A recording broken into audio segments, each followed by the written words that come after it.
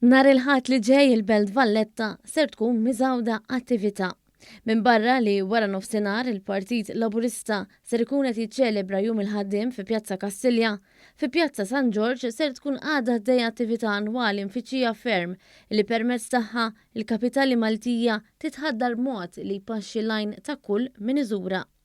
Mill-ħamis sal-ħadd li ġej daw kollha li ser iżuru l-belt ser ikunu jistgħu jgawdu l-pjazza ta' qudiem il-Palazz tal-Gran Mastri imżejna bi fjuri u ħwawar impoġġin mod artistiku bħala parti mill-Valletta Green Festival. Għal din is-sena intażel iż-żrinġ bħala ispirazzjoni u biex jgħaddi messaġġ dwar l-importanza tal-ħarsien tal-ambjent Malti. Il-fjurata hija parti mill-Valletta Green Festival organizzat mill-Aġenzija Kulturali għal-Belt Valletta il-VCA. Matul dan il-festival ser isiru numru ta' attivitajiet fosthom waħda mirata l-annimali fil-ġnien l-Aparelli.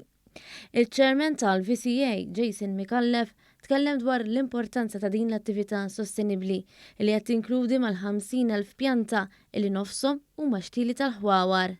Dak kollu qegħdin taraw hawnhekk wara li jagħmlu 4 tim jieħdu gost iżruħu jaraw ħin-nies se nkunu qegħdin inqasmuh lil kunsilli lokali rispettivi li bħalissa qegħdin japplikaw biex naturalment imbagħad ikomplu iħawluhom fuq spazji ħodor fi spazji ħodor imma wkoll f'ġonna pubbliċi u ġonna privati li għaliex din is-sena mal-50,000 xitla hawn madwar 25,000 ħwawar, ġifieri tursin, nanieħ illi qed jagħmlu din għall-infjorata u naħseb illi din hija idea ħelwa ħafna wkoll illi tkompli turi illi dak kollu li nagħmluh biħsieb u kolli jkun sostenibbli.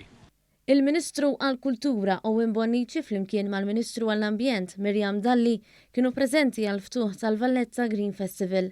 Il-Ministru Bonnici tkellem dwar l-importanza li permezz tal-kultura jingħadda messaġġ dwar is-sostenibilità fil-waqt li l-Ministru Dalli esprimiet sodisfazzjoni li qed tinħoloq aktar kuxjenza ambjentali.